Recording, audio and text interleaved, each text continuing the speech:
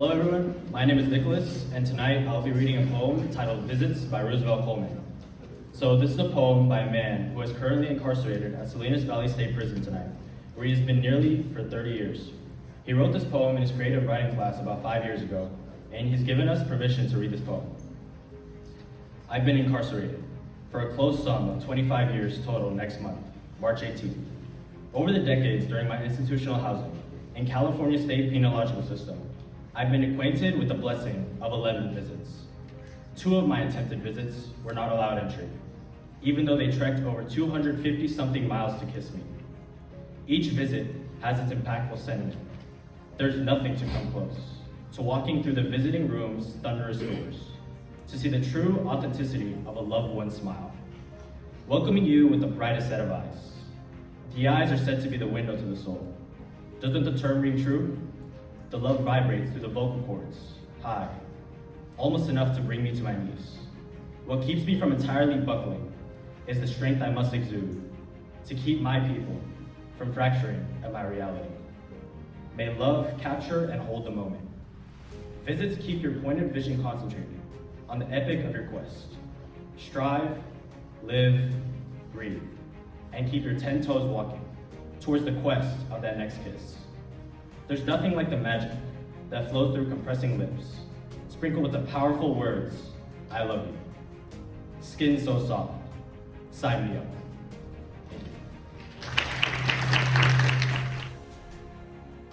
Hello everybody, my name is Ben. My name is Arjun. My name is Richard. We are very happy to have you here tonight. And we're very excited to share this experience with you.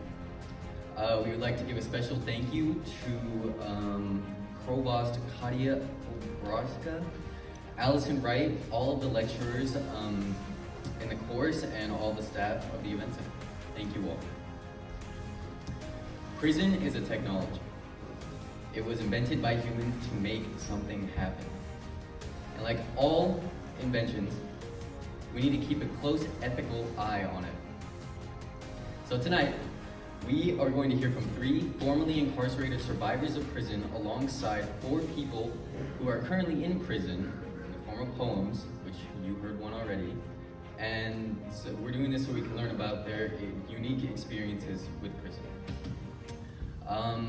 These poems were written with all of you in mind as a part of the ethics and technology class. And so we're very excited for you to hear them. Finally, I would like to give another special thank you to all of our survivors who are here with us tonight. Your time is very much appreciated. Thank you all. I will be speaking for Taiwan Ransom, who's still currently incarcerated. Oh, who am I? Where did I come from? Why did this happen to me? Maybe this is how things were meant to be. And you will soon understand once you're able to see. So to be here is to contemplate the meaning of life, reflecting in vain efforts to atone, repenting through questions of regretting wrongs. Life in a habitational society, hidden from the view of reality, subjected to the racist authoritarian regime, fighting the war against the governing machine. Prisoners aren't slaves, equally obscene.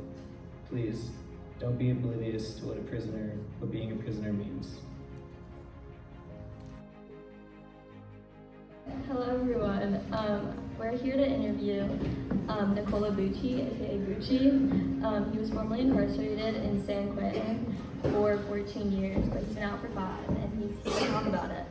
So, do you want to start out with just introducing yourself and telling us about a brief summary of your experience and your transition out of prison? My name is Nicola Bucci.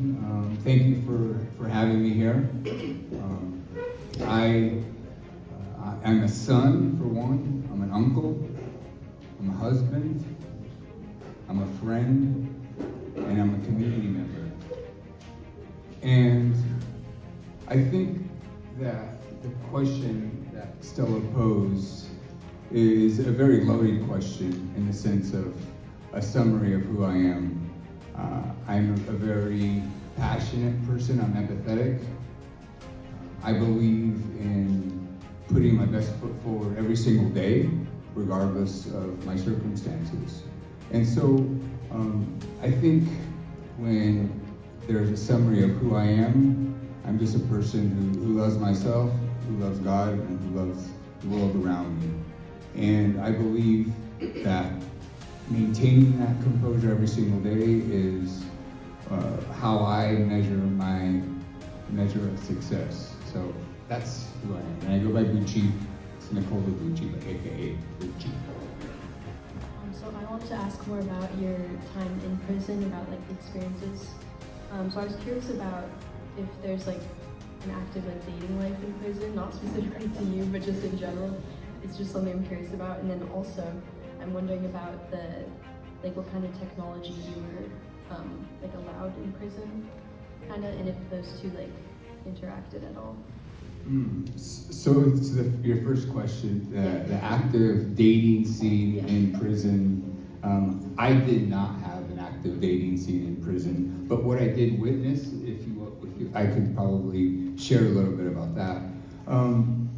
When there's people that are going in prison, there's volunteers, there's instructors, there's even correctional officers, and when you spend a lot of time with someone each and every day, sometimes those boundaries get a little blurry. And what I witnessed over the period of time when I was incarcerated was correctional officers having relationships with inmates, instructors, volunteers, other inmates and other inmates having an active dating scene. And so that's what I witnessed. And in regards to having an active dating scene, I saw people have relationships, getting married. We had visits. We also had what's called family visits, and they reiterated that policy, I would say, in 2018. And what a family visit consists of is where you put in a request and you can have your mom, your dad, your wife, your children come to visit you inside of prison. So they come behind the walls and they have these like little bungalows, and you can spend quality time with your family. So that's my answer to your active dating scene. And then what was the other one? Well, I was also asking about like what technology you kind of had in prison. Like you had TV and you like watched the news, right? Mm-hmm. Did you like were able to call people? I'm just like thinking, I'm not sure like what technology you had while you were there. So what technology I had in prison, in regards to like having a mobile device or having access to computers. So in different institutions, I just wasn't at San Quentin, I was at 5 different institutions, but I'll share with you about at San Quentin. San Quentin was kind of very open to rehabilitation, and I'll just give you an example. The last 2 years I was at San Quentin, I was in the coding program. I was developing full stack web apps, learning CSS, HTML, JavaScript. I was interacting with computers every single day.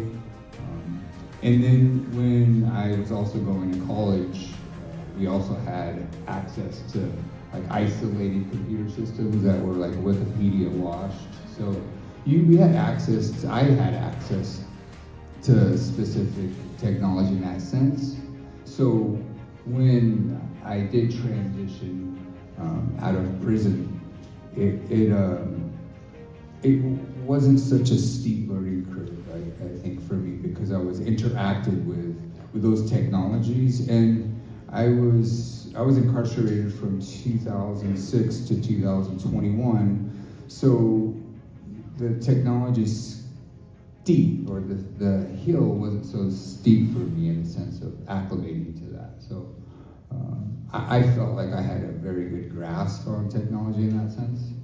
So you said you were in college while you were in prison? Yes. Okay. What was that like? Like you took classes online? Actually, I was in college for 14 years, or from 2010 to 2021, for 11 years. So at one institution, we had extended correspondence where we were utilizing mailing our our homework. But at San Quentin, we had Patton University, which we were interacting with instructors, and we were in a classroom setting just like a lot of you are. And I did that for 7 years when I was at San Quentin, and I believe that it was a different learning environment in the sense of we didn't have technology, all we had was our notebooks and pen. And I was able to, I think, at least for me as an adult, I was able to retain the information a little better than I would just artificially. For a question that I had for you, how was like the transition out of prison? Like how was your experience with it? Do you like have trouble finding jobs, getting reacclimated to the world and stuff? How was my transition out of prison? I believe that I was preparing for transitioning out of prison 10 years before I got out of prison.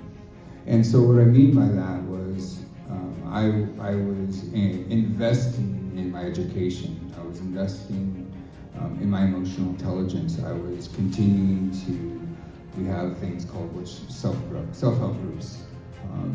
And self-help groups are an array, a spectrum of different self-help groups. For example, denial management, conflict resolution. There's 30 different ones, but those are just some examples. So when I transitioned out of prison into the community, it wasn't such a shocker for me. It was right at like the middle of COVID, and it kind of felt like the world was closed, which was really nice. I wasn't interacting with a lot of people on BART. I was living in Alameda, and I was working in San Francisco. I was fortunate enough to have a job the first day I got out of prison. I'm trained as a chef. I was in the military. I used my GI Bill, went to culinary school in 1996. And so when I got out of prison, my transition was a little smooth, but emotionally, it was difficult. I went through periods of an arc where I was so happy to be out, but then I would hit valleys of just shock of adjusting to being able to open up a door, being able to go buy bubble gum at a liquor store, walking down the street, not having to ask somebody, hey, can I go outside and just go for a walk? And emotionally, I think was the most difficult for me. And why I think that was because I wasn't prepared for the damage that I had created in my family. And that was probably the hardest part of being able to see the damage I did to myself, to my survivors, to my family, and to my community.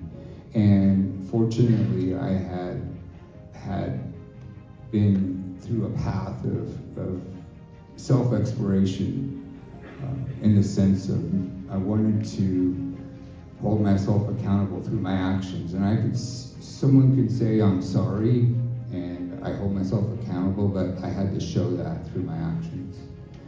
And for one, the employment part wasn't so difficult for me because I had previous connections before I went into prison. But the emotional transition was the hardest. And why I say that was I was on this peak for like 3 or 4 months where I was hardly sleeping because I was so excited to be out. I had all this time in the sense of interacting with the world in a different way than I had did 14 years prior to that. And then I went into like a low, I would say for like a month. And that low just was teaching me to be able to remain humble and to be grateful that I have this chance to be able to reintegrate into the community. And did that answer your question? We're talking about how to use the resources that prison provided, that you said like helped you with your transition. systems put in place that like help the purpose of prison? And do you think like prison has like a really like deep history of not being for rehabilitation? Do you think it's switched now to like actually like benefit the people and actually rehabilitate, or do you think it's not serving its purpose?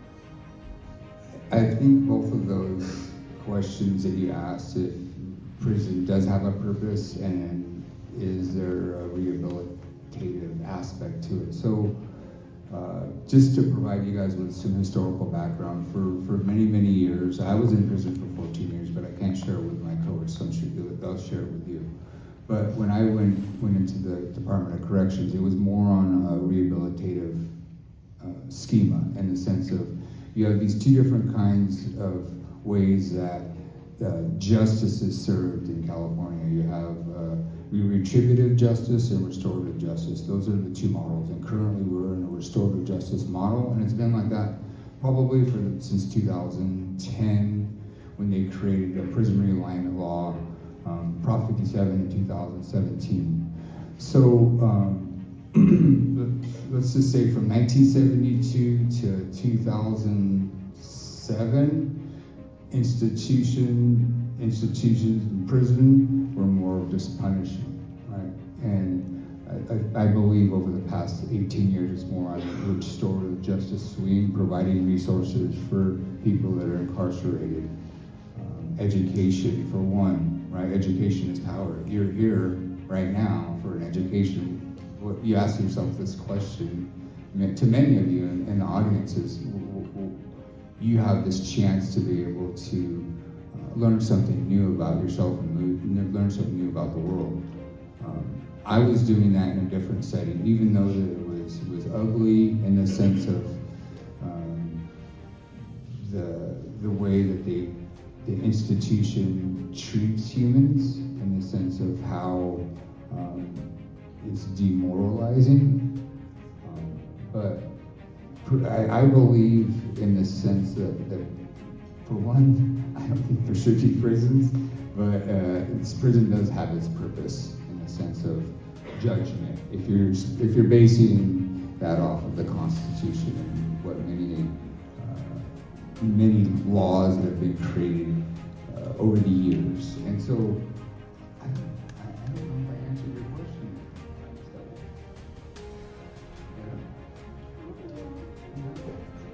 Okay. Cool. Did you say that you were working while you were at San Quentin? Like you had a job? Yes. Oh. Did you want to know what that job was? Yeah. Okay, we'll give it a 1 minute resume. The Reader's Digest version. At least at San Quentin, I was building maintenance, which we were building a lot at San Quentin, remodeling. I was in the coding program. At that institution, when I was at Ironwood Prison, I was in the kitchen. I worked in the law library. And when I was in North Korean prison, I was a porter and worked in the law library. So I had an array of jobs, but I was only getting paid 16 cents an hour. Not getting paid a lot more than that today.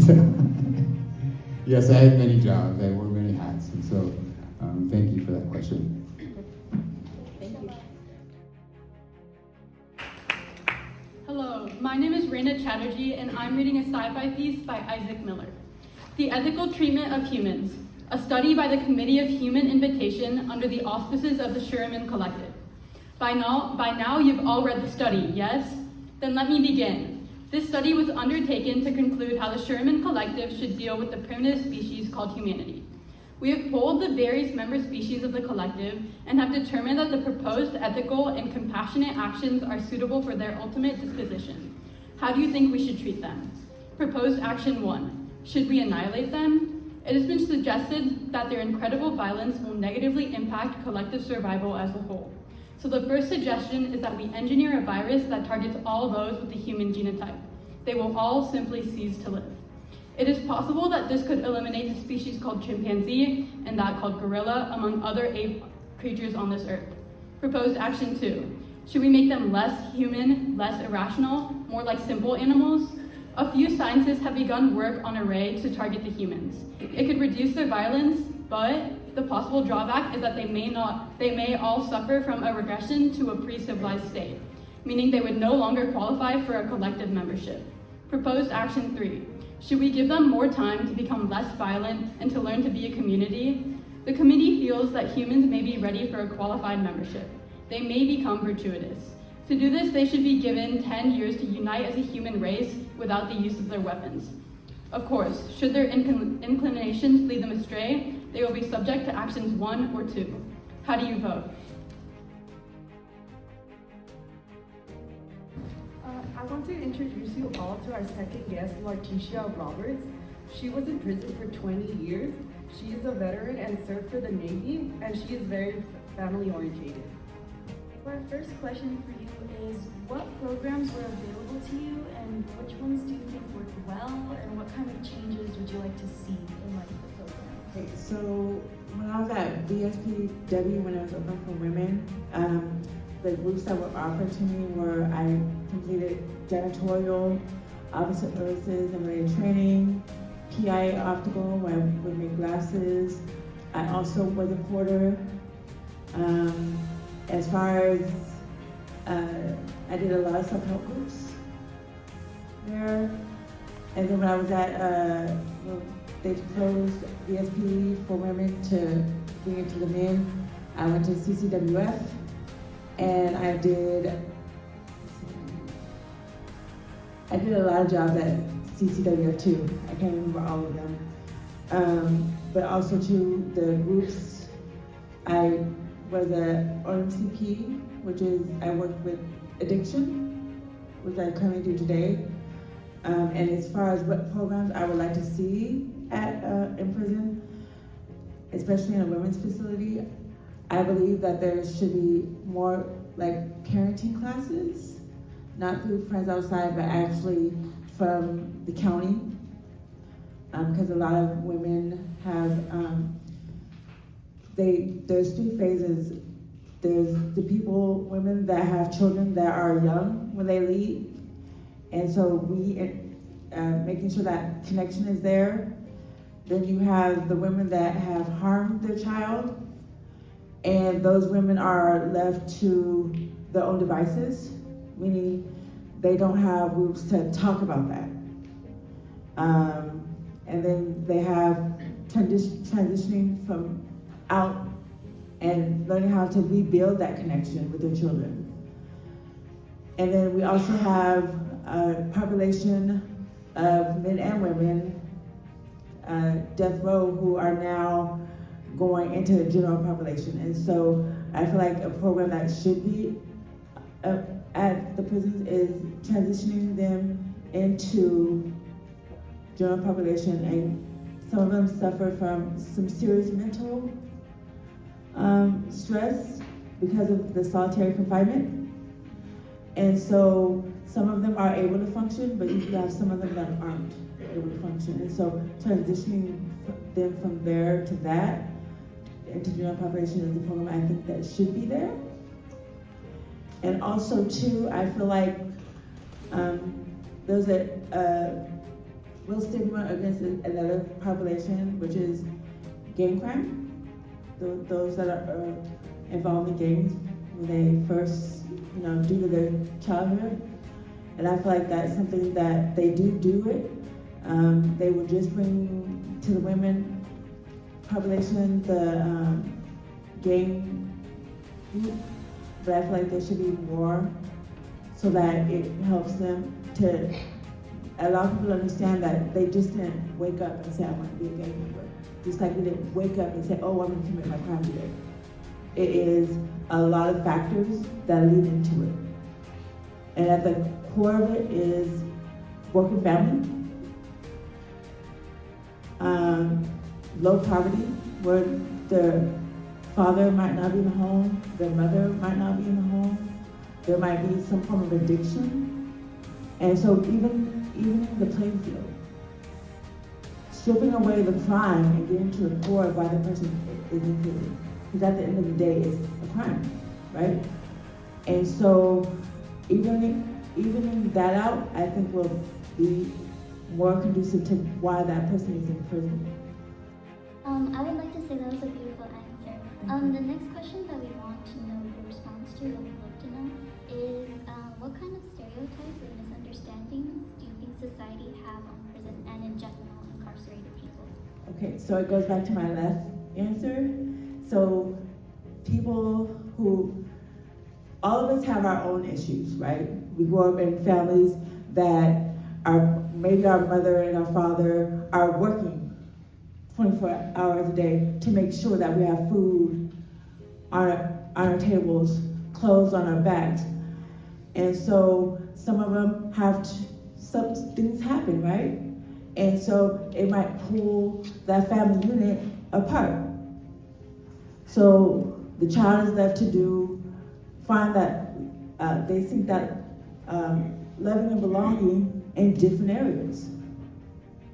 They might see it as, okay, I'm gonna go to the streets because I know I feel like I can get it from there. Or I might go to drugs because I feel like I can get it from there.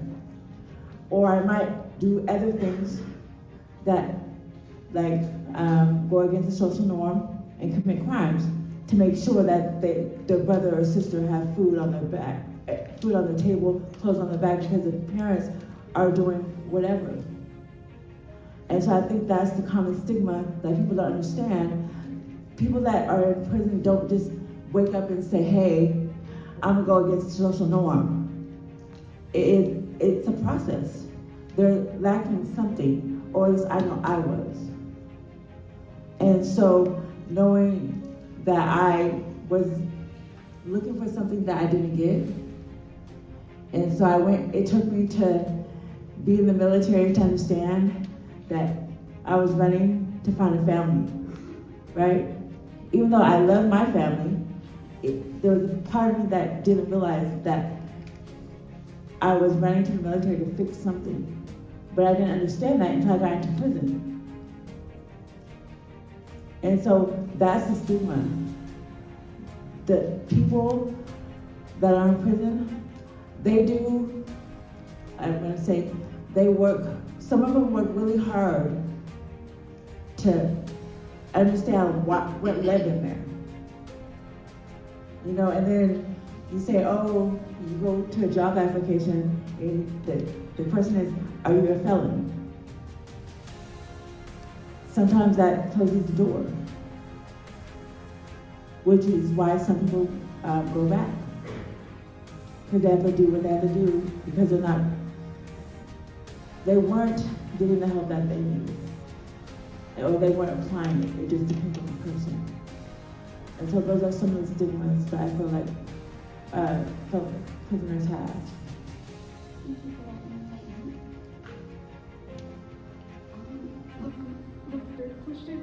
The third question we want to know is, what do you think stands in the way of transition and success?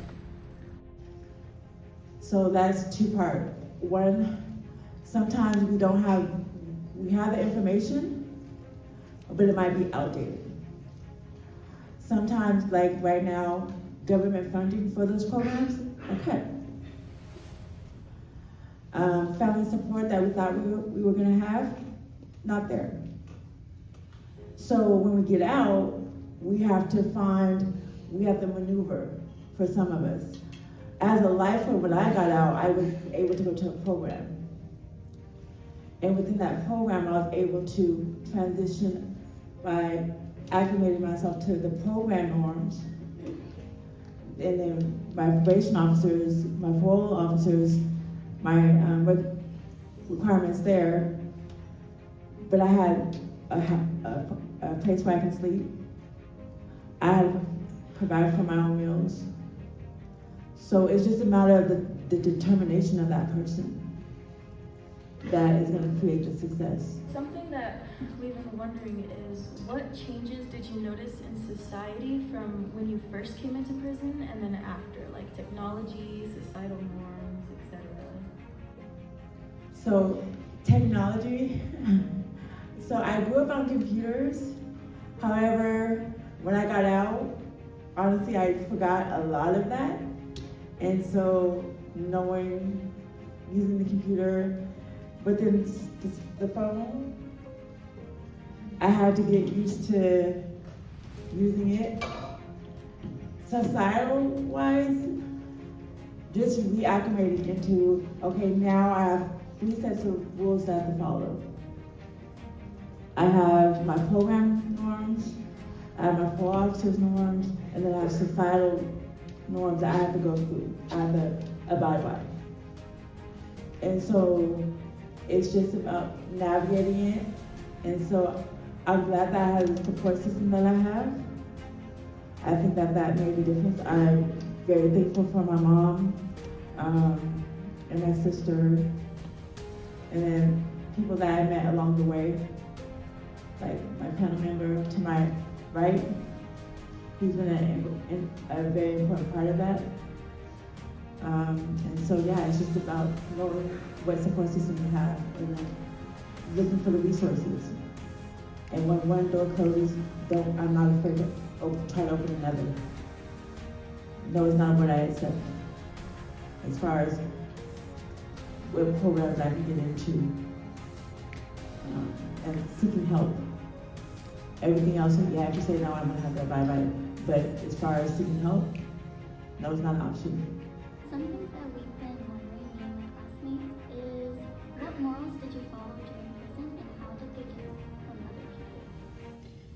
So, that's another question because I was very judged by this, but I'm gonna say it anyway. My prison term, I had a family friend that grew up with my mom tell me when I hit AR, go to, I was at VSP. No, that's CCWF, I'm sorry. I was at CCWF. She said, go to VSP. Don't talk about your crime. Don't do none of that. Just do what you gotta do. And so I did that. I stayed in my room until, if I wasn't at a group, I was in my room. And then when I went to CCWF, that changed. I was working on talking about my crime. I created a group based on my crime. I was judged by it because I stayed in my room and I wrote. I would sit on my bucket in my area and write the day of my crime out, from beginning to end. When I was in the veterans group, I led groups and I would base it on my crime. And then that's what shifted for me.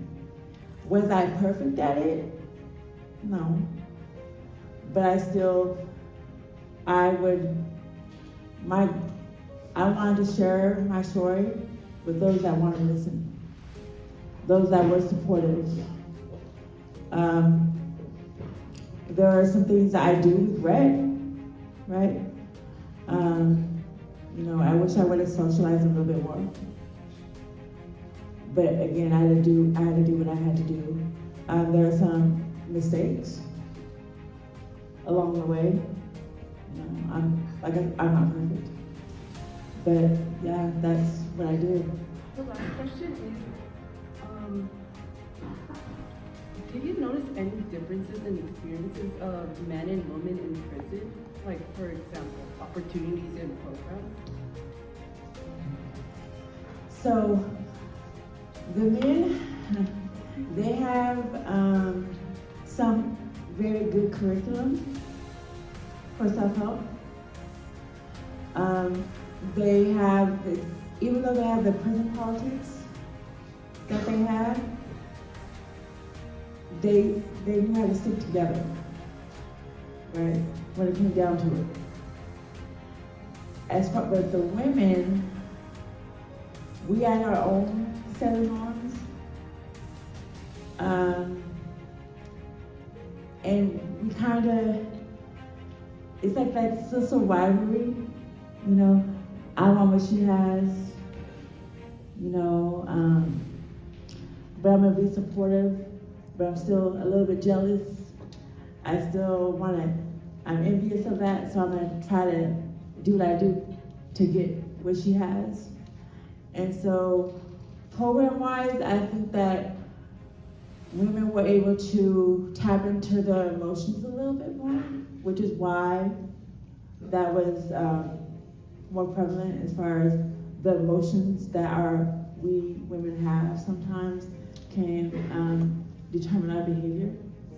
And then, like my coach said about the emotional intelligence, thankfully they're bringing programs like that to the prison, and we're learning how to navigate that in a way that's starting to build people up instead of tearing them down.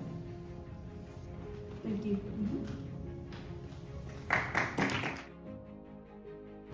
My name is Arjun, and I will be reading for Eddie Cabrera. He's a current inmate, and he wrote this song for our class and for you. In the face of adversity, my cold need mud, dark sullen eyes is all I see. Living in these state blues in a prison called CDC, cold-blooded creatures like he, him and I, and sometimes me, all in a crab bucket. The system grabbed my body and stuck it. So here we be, a struggle to adapt, improvise, and overcome. Survival of the fittest, marching to the beat. Can you hear the drums? Playing Johnny Cash as his guitar drums. Monotony in a man-made monopoly of pain and anguish and hidden suffering.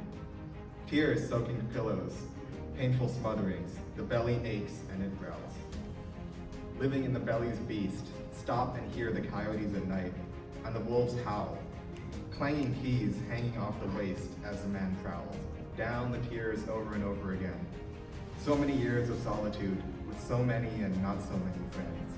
People stuck in cages. Walk in my boots. Take a look. Use my lens. It's a dark black hole in space. Watch as time bends. Or does it actually stand still? Way too real to pretend that's just how it feels. Feelings so deceiving. So wake up, stop dreaming. Surrounded by walls made of concrete and cement, prison blues. Paying dues, careening, clashing egos. Open up your eyes, widen your pupils. Your pupils, pay attention and ask, what is my purpose? In a split-second flash, I conclude it's just a rough life. In a world brooding with rude, humble yourself, or rude will do what it do. Next we have Srihas, Sanvi, and Anna interviewing Sam Cunningham. Hey everyone, we are now going to do a quick interview with Sam Cunningham, who is formerly incarcerated and now works as a counselor and a mentor for people who include veterans who had run-ins with the court system, young men and women, and more. So briefly, if you could, just tell us like a little bit about yourself and maybe like where you're from. First and foremost, extremely humbling, and I'm honored to be here right now.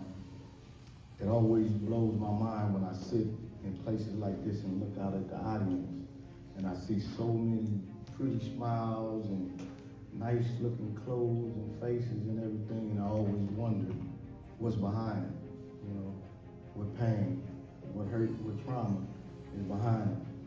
Because I know when I was your age, I smiled a lot and pretended that like everything was cool, you know, and I knew, just like people sitting here right now, know this smile is just a smile. It's really not what's going on beneath that smile. So it's always humbling, you know, that to be here with you guys, and hopefully that we could take some type of wisdom that could help out what's behind those smiles.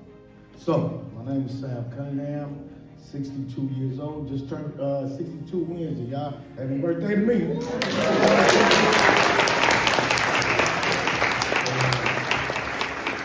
I was born in South Central Los Angeles to a biracial relationship. My mother is Mexican American, my father is African American, and man, that created a whole lot of problems for me.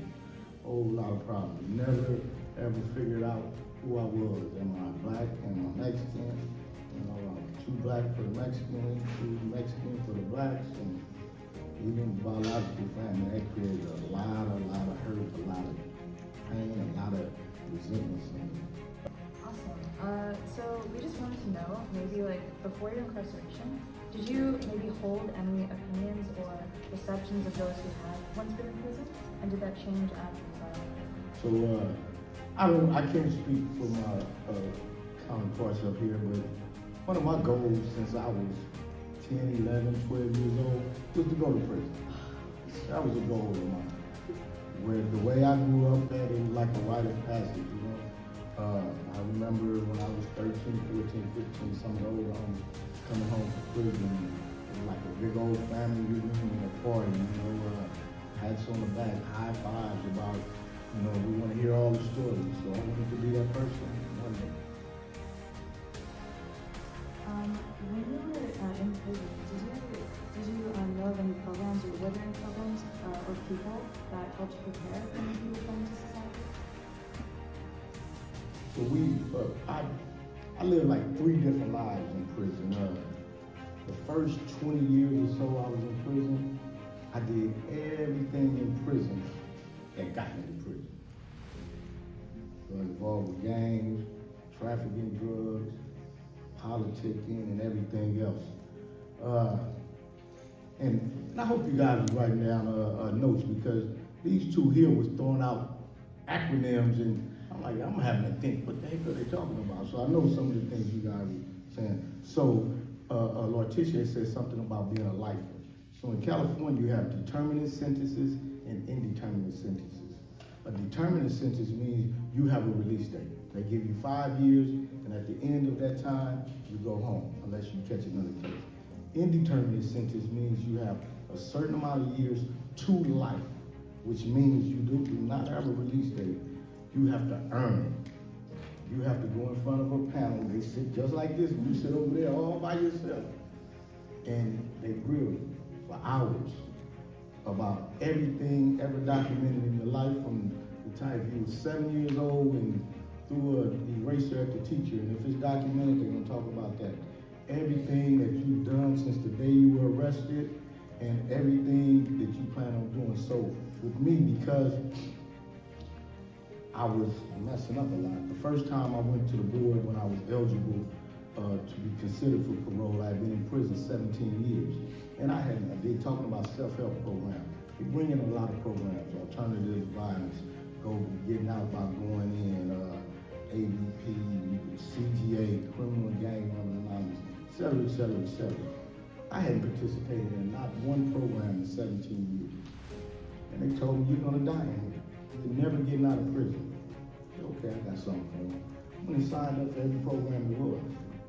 Not because I thought there was anything wrong with me or I needed to address any issues. I was fine just the way I was living. Deny everyday gangbang.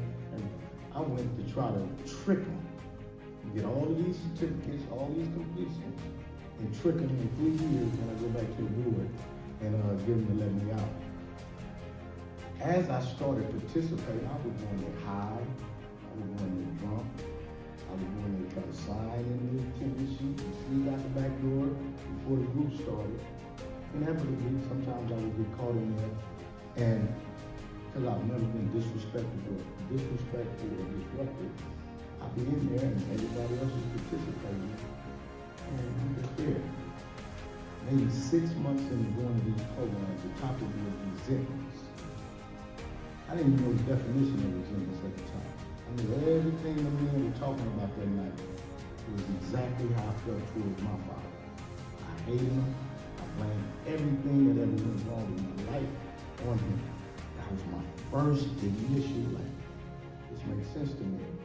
I started slowly, not trying to sign in and sneak out, not going in high, not going in drunk, but really going in, not ready yet to engage in conversation and dialogue, but listening. And that's when it started making sense to me. So men that I looked up to, that I respected, seeing them talk about their issues. So it wasn't any individual people, but it was men that I respected and looked up to. Thank you. What were some of the biggest challenges you faced when re-entering society after all has been done? Again, my counterpart. So I see I got a little more gray on my chin than both of them. So I started this journey in 1985 when I was 21 years old.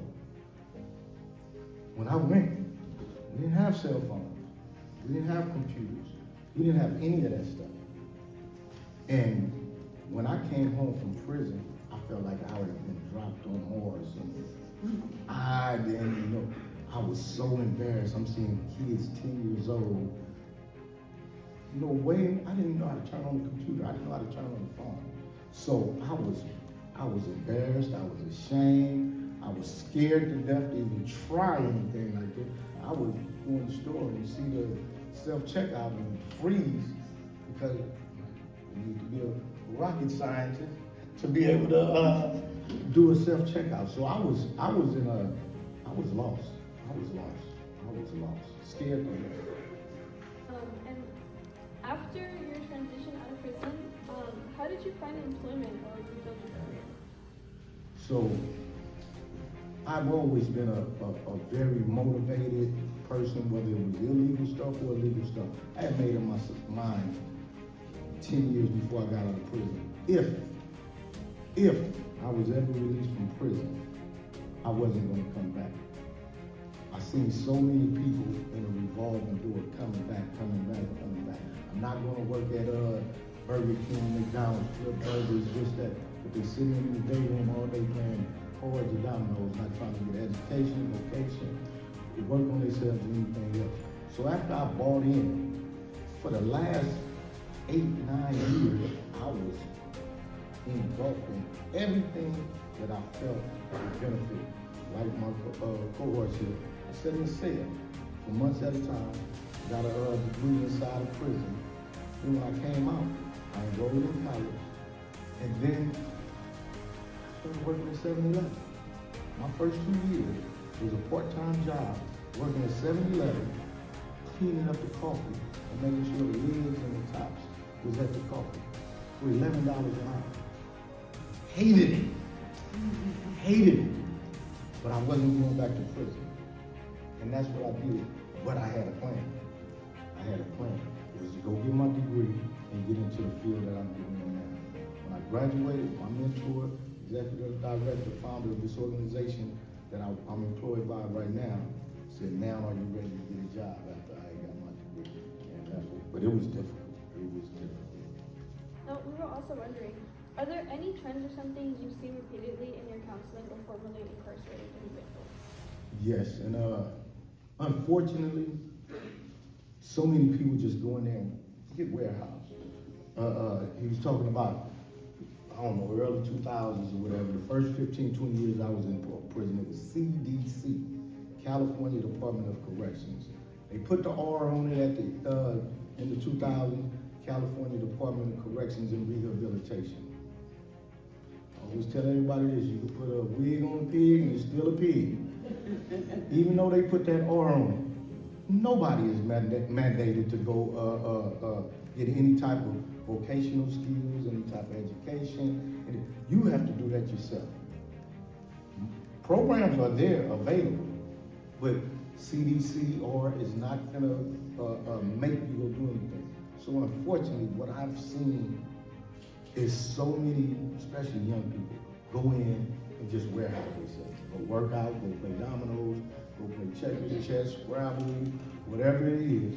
Do they 2, 3, 4, 5 years and get right back out and haven't addressed any trauma, haven't addressed any dysfunctional belief system, haven't developed any type of trades, worked on their education, anything like that.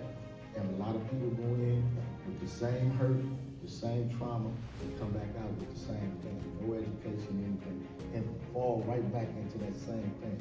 Another thing that's going back. Same playmates, same playground. I'm born and raised in Los Angeles.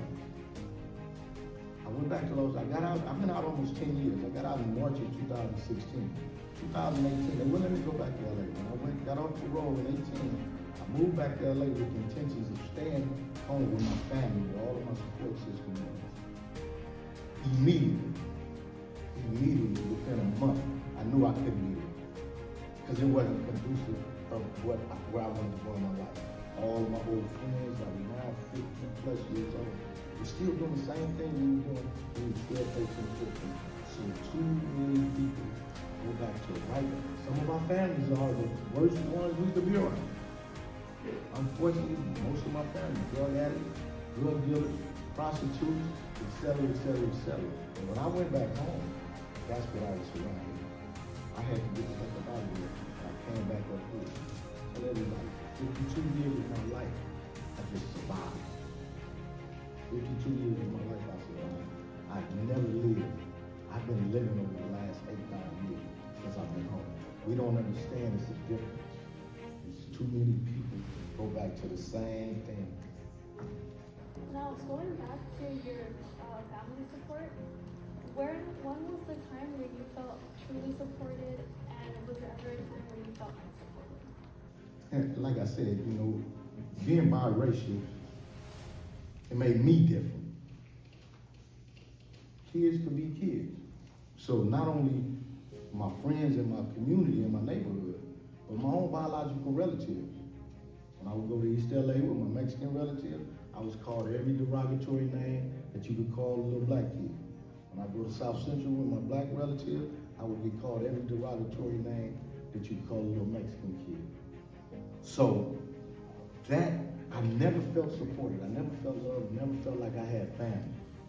My family, I discovered was in the streets. They didn't care about the complexion of my skin, the texture of my hair. As long as I throw a rock at the bus when the bus is coming by, as long as I make a cat call when the teacher is up there, as long as I did the dumb, stupid stuff, that's where I got the support. And I quickly learned, the more outrageous my behavior, the more high five and the more pat on the back. And that's where I got the support. Since I've been home. I have no biological family here at all. But my family is this organization right here. My family is Tim. My family is people that have cared about me despite my mistakes and the things I did.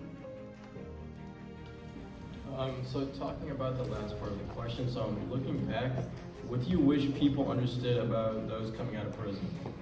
I want to reiterate what Letitia said. You know, I promise every single one of you guys, the most dependable, the most respectful, the most accountable, the most empathetic, the most caring people I've ever met in my life has been right there in that prison. And people don't understand that. Some of us did. I took a man's life. I took somebody's child away from me. Understandable. A whole lot of people in society say I should never have another opportunity to come home again. I get it. But what I always try to protect to everybody inside, to them personally, and to people outside, is that most of us, as Letitia said, a lot of our acts was fueled by unresolved trauma, by dysfunctional belief system, by all kinds of different things. And that doesn't, 5 minutes, 5 hours, 5 days, 5 weeks, 5 months, doesn't, I'm 62 years old. Does a mistake, should that define the other 62 years of my life? So, people come home from prison, and I get it, with a black mark around that a lot of people don't even want to give them a chance. Right? I put in 100 applications when I first got out. Go in an interview, and I know I speak pretty well, I'm engaging, and the interviews is going so well. Oh, we love you, Sam. So right here, we don't see you at any employment for over 30 years. I was incarcerated. Smiles turned upside down, and I get the don't call us, we'll call you. It's a stigma. I get it, but it's unfair. That's the message I would like to take on everybody. That the men and women that's coming home are not the crime that they committed. Some of us did some horrible stuff, but we shouldn't be defined in totality. In some of our cases, a horrible mistake. Thank you, Sam. Thank you.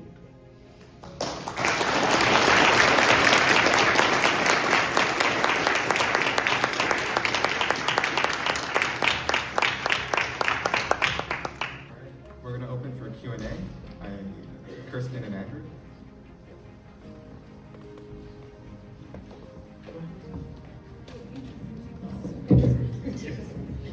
Yeah. Is there anyone who has any questions?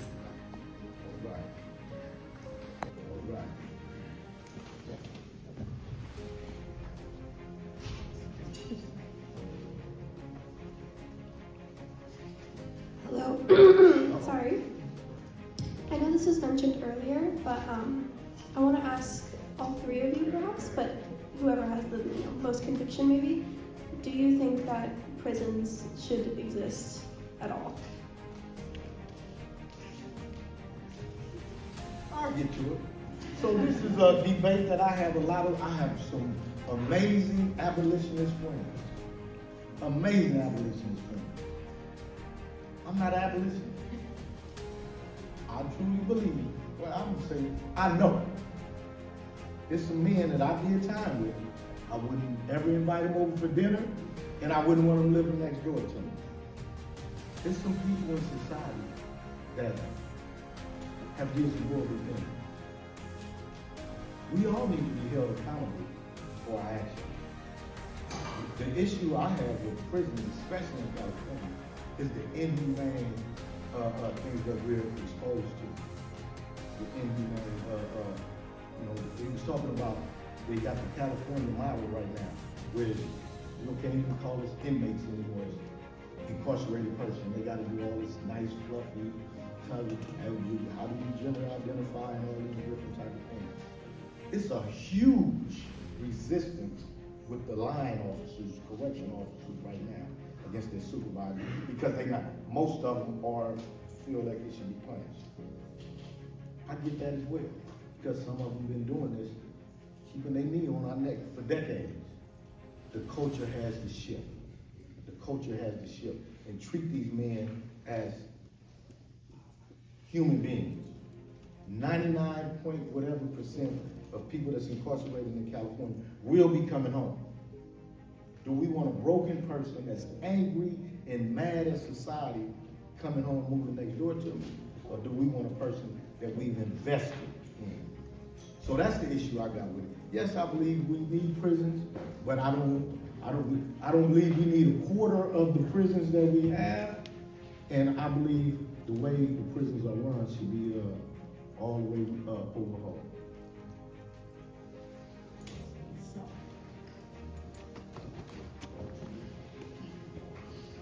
Hi, thank you. Just want to say I learned a lot from you guys, and I'm very appreciative of that. I'm Dante. Nice to meet you guys. I'm a third year here, sociology major. I'm rocking out here. I was also a Merrill affiliate. What's up, y'all? Come on. Let me hear some noise. Come on, y'all. Come on. And Kanye, him and some of his, you guys, other counterparts, visited us yesterday, day before yesterday. Yesterday. And just wanted to see what we do down at Barrios Unidos. I said, come here to Merrill College tomorrow night, you'll hear what we do over here. So I encourage y'all to come over there. They never been there. They just want to see what we do. Right down the street, y'all. Right down Soap Hill. Come see Will. Come check us out. Shout out. I can vouch for that. I've been looking. Oh, that's another story I'll tell you guys. If you're interested in all this, Los Barrios Unidos, there's a lot of great stuff. And I just want to, let's hear a shout out. Another round of applause for these people.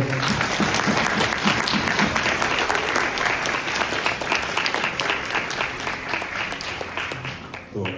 This is like a magic wand. All right, so my question to you, I've been on this whole time. My question is this. I've got big questions, and I'll only ask one right now. Do you think, to all of you guys, and for you guys to also think about, do you think under American capitalism that the industrial prison complex can be ethical? Or is that question inherently, perhaps, juxtaposing itself at all? Think about it. It's absolutely unethical based on inmates being used as a bond. So when you think of of prison as, when he's talking, you're talking, those are big words. The prison industrial complex started from the early 90s, where they went from 13 prisons, and I studied law for a long time. So let's just say over a period of 22 years, they built 33 prisons, right? So when you build those prisons, you have to house those prisons, right? And so what they did target was people that were from marginalized communities, right? And so when you think of, when I went to prison, I got what's called an abstracted judgment that Bucci was going to go to prison for 23 years to life, right? The Department of Corrections can go to the state and say, okay, Bucci's going to be in prison for 23 years, and then we know it's going to cost $150,000 a year to house him, and so I'm in prison, and that's my bond, right? So imagine that times 120,000 inmates in 2009.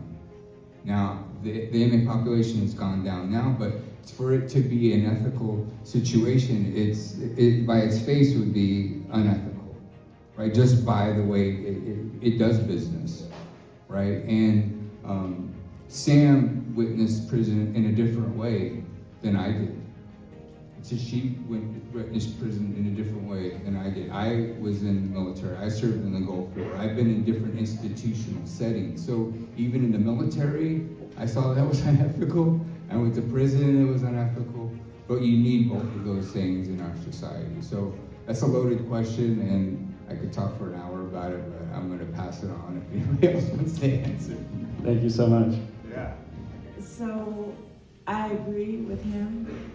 In order for prison to be ethical, it's going to have to start with, if we have a drug addiction, why are you sending me to prison and not getting to the root cause of why I'm using, right? So you expect prison where drugs are coming in and a drug addict is not going to use, right? Prison guards bring it in, turning their back and say, I don't see it. But they do. So it would have to be completely overhauled from the top down, meaning from lawyers, judges. It's going to take the whole criminal justice system to make prisons better. You have the blue wall out here, but you have the green wall in there. So the green wall is the correctional officers. The blue wall is the police officers, okay? So you guys understand. And so if everybody was on the same page, holding the crime itself, if let's say I'm a shoplifter, the reason why I'm shoplifting is because I don't have money. So what do I need? I need a job. I need training. Investing in job development. That's where you're going to see the shift. And so it's going to have to start all across the board. Thank you so much again. I appreciate that a lot.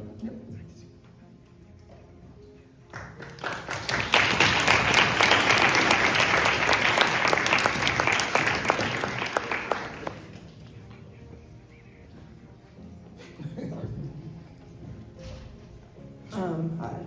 How do you think the prison system impacts systemic issues within your community, and what is the hardest part within the prison system itself that limits prisoner reform? What was the second part? What is the hardest part within the prison system that limits prisoner reform? What is the hardest part? Like, is it guard treatment, the way it's set up, court hearings, or like presentability, jury? So the first thing is systemic. Hey, it is what it is, y'all. Vast majority of prison is people of color. Vast majority of people in prison are people from lower socioeconomic communities.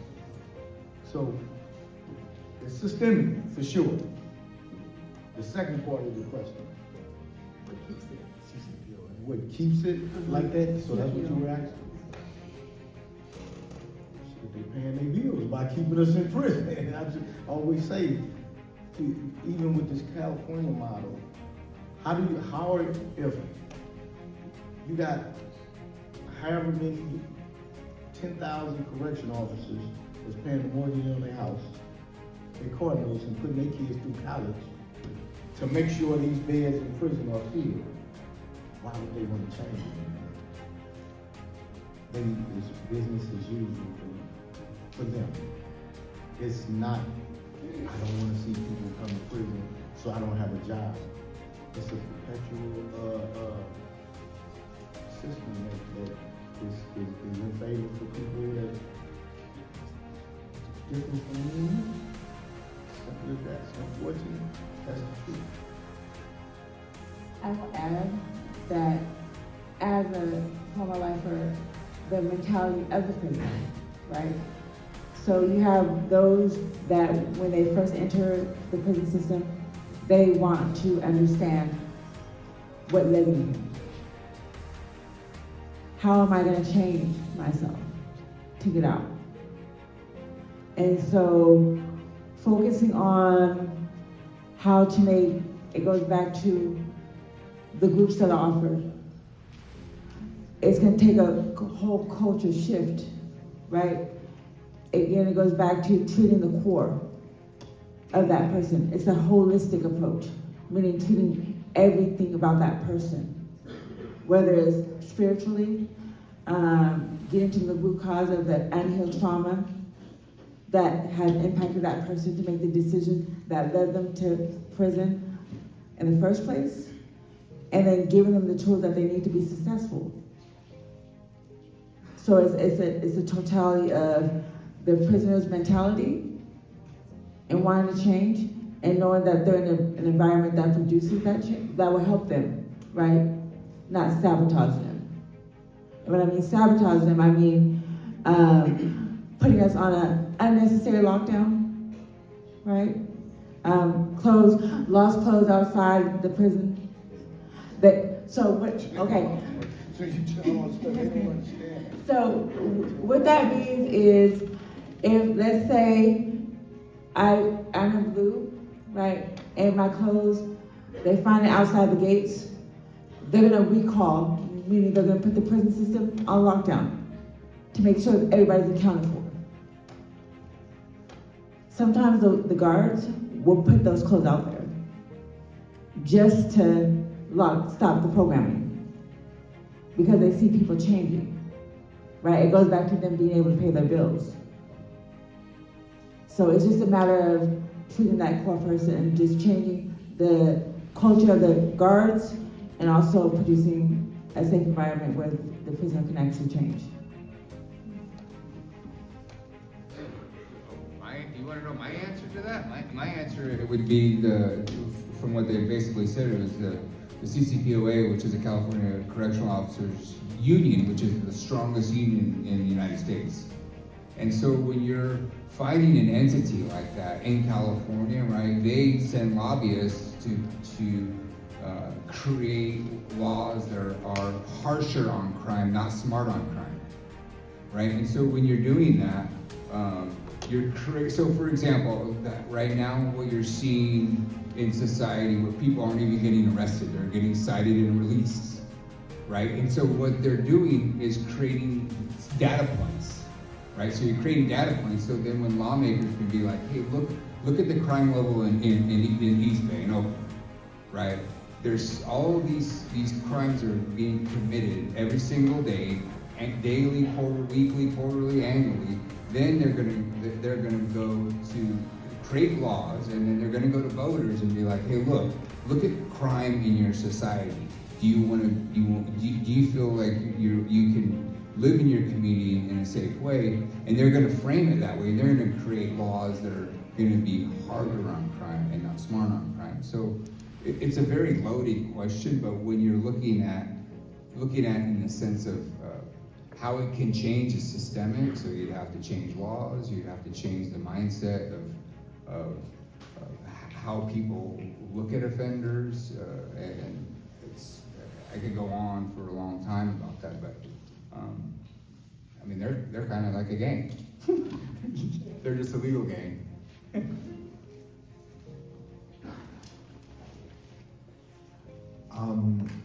So I think we can all agree that the prison system needs at least some kind of reform. But for you, that the prison has been like something that has taken some part of your life, could you imagine what could have been your life if that reform takes place? Or could you imagine like how would that change your experience? So, and I'd say this all the time. I was in prison over 30 years. From 21 to 52 years old. I feel every day of some of the saddest, loneliest, scariest days of my life was in that behind that wall in that prison. But I have no doubt that I wouldn't be sitting right here with you without that experience. I didn't know, I was so broken, I was so hurt, I was so going through so much stuff. And unfortunately, I see so many people that don't make it through like we did. So many people give up, throw in the towel. Through my creator and my support and my, I made it through. But so many people didn't. I definitely contribute every day of that 30 years to the success that I'm having in my life right now, the happiness I'm having in my life right now. But I had to go through what I went through. But unfortunately, some people don't make it out. They give up. They give in. I've seen people lose their mind, have breakdowns, people kill themselves, people do all kinds of stuff. I'm sure all of us sitting right here and seeing a whole lot of suicides when I did. Some people can't do it. But for me, I contribute all of them years, all of them sad nights, all of them long nights, getting that call, having to go down to the office and hear that my mother had died while I was in prison. That night making me who I am right now today.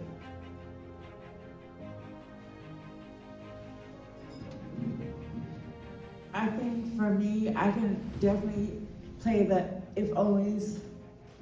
I shoulda, I coulda. But I don't feel like I would be as strong as I am without my prison time, because I wouldn't have healed the parts that I needed to heal, right? I would still be living to, like Sam said, distorted belief systems, poor decision making, maybe. And so I feel like I found my voice. And so I know that, did I miss out on some important years of my family's life? Absolutely. But everything happens for a reason, whether I understand it or not. And not a day goes by that I don't think about the people that I've harmed in one way, shape, or another. But do I let it consume me? No. And so that's where I find my strength. Being able to know that I've been around some of the most powerful women, right? I've seen some women get out that have made amazing transformations, and I was a part of that. Meaning, I might have taught them something, I might have been a supporter for them, in the smallest ways, just providing a safe space where they can share their story. It's that small. That can make a big difference.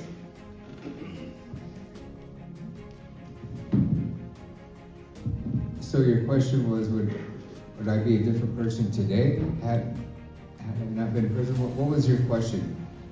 No, my question is like, what if like you like still went to prison, but like the reforms you are trying to provide to the prison system did actually happen?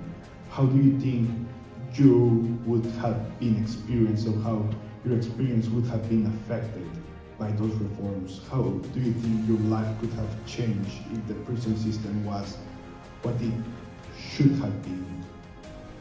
Wow, I think that was a different question, but I'm going to answer. I think the way you phrased it. So for me, if I didn't go to prison, I imagine I would be dead right now. I wouldn't be talking to you, right? Because I didn't care about life in the sense of how finite it is, how fragile life is, right? So what I knew when I was up. When I went to prison, I chose to make the bad into something good. And I always had this mindset, if it's not forever, I can do it. And I also took on the mindset of, if I go through all of this pain and sorrow, and you could frame it that way, but there was happiness as well, right? There was an array of feelings that you feel while you're in prison, even in prison or out of prison. And so I was going to take those experiences and share them with my family, and that I believe that if I was to go through, I would rather have gone through the hardship than my family or my friends. Like when I got out, I saw my friends, my homies, still at the bar drinking and driving, and I'm like, you guys don't see what happened to me. That nature of my offense was vehicular, but there was no drugs or alcohol involved in my offense. However, I was with them and they didn't change, and I was kind of confused about that. And so then I just came to terms with just accepting them for who they are and letting them be them, right? But I do believe that I took advantage of every opportunity I could to make myself a better person and who I am today. Did that answer it?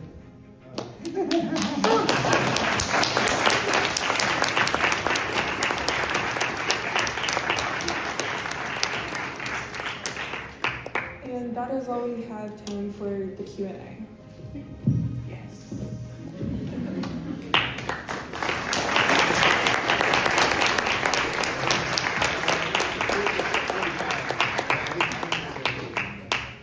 Next we have a conclusion from Reggie.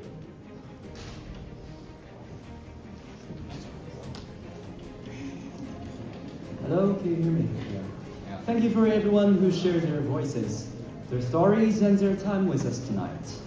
And thank you to all of you for listening, reflecting, and being open to this conversation. We also want to thank all of our classmates, like lecturers in our course, as well as the staff from the event center and also this Mario Cultural Center to help make this tonight possible. So this plenary grew out of our classwork on ethics and technology, and we wanted to ask what it means to look at prison, not only as an institution, but as a human condition. Like all technologies, it was created with a purpose, but also shape lives and futures in ways we can't ignore. As we are closing, we invite you to carry these stories with you, to think about how empathy, justice, and possibility can exist together. Thank you.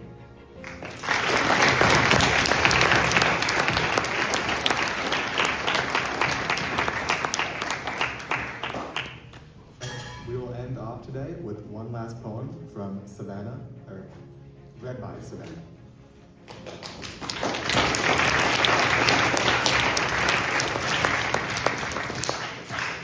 Hello everybody, I will be reading tonight's final poem.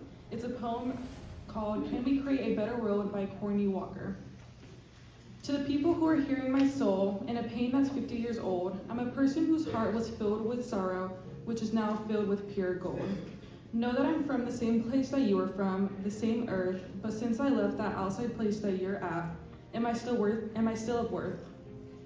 My ways are just as yours, except I am flat out frank with my actions. I'm in this place where all I see and feel is negative reactions. Hear my voice with no sound and feel my soul with your heart. The place that I am from and you are from are really not that far apart. The place that I'm really from is a good and bad place, but it is full of grace. This is a place that holds all with love and we're all the same race. The only difference with each of us is the color and shape of our face. Thank you.